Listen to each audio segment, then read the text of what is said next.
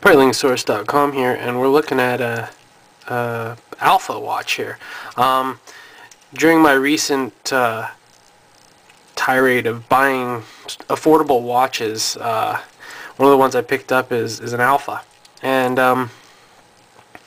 this one obviously has some Panerai inspired case designs, and the bracelet here actually looks like pretty much a direct rip-off of a Breitling Chronomat Evolution, with a slightly different clasp.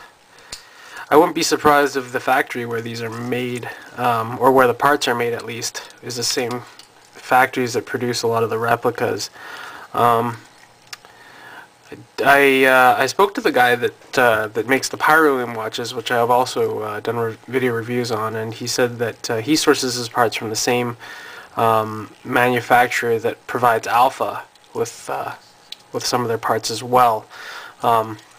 Seeing that Alpha basically creates homage or sort of knockoff designs of major brands like Rolex Submariners, Rolex Yachtmasters, the Panerai. This is like the 1950 style case here, and a whole whack of other stuff. They're pretty much just copies of designs made by major brands with, you know, their own marketing, their own branding on it. Like the dial here is not really Panerai inspired, actually kind of Anonimo inspired dial stuck onto a 1950 style Panerai case with a Breitling bracelet on it, which is kind of like it's almost like a Franken-watch of Swiss design. Having said that, for $50, this watch is pretty good. Aside from like the cheap bracelet, this bracelet is not even close to what I'd consider a decent bracelet in my mind, at least. I'm pretty picky with bracelets, seeing as that I do have several Breitlings. I like my bracelets heavy and very well made. The Alpha here is supposed to be 45 millimeters, but I'm not sure exactly how big it is. It looks decent on my wrist. Dial's okay. The bracelet doesn't really match the style of the watch, so I think throwing this watch onto like $100 strap would probably make it look better. Maybe a Nubo strap or something like that. Like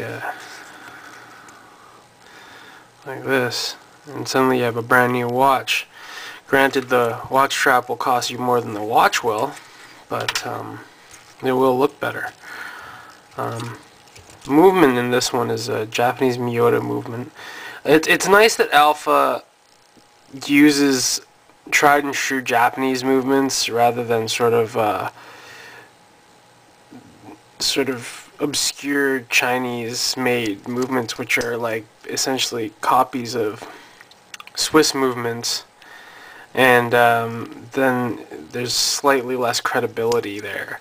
Not that Chinese movements are bad, but they do tend to have a reputation for being unreliable and for the most part not something you can fix, whereas when you use a Japanese Miyota movement, it is something that can be repaired.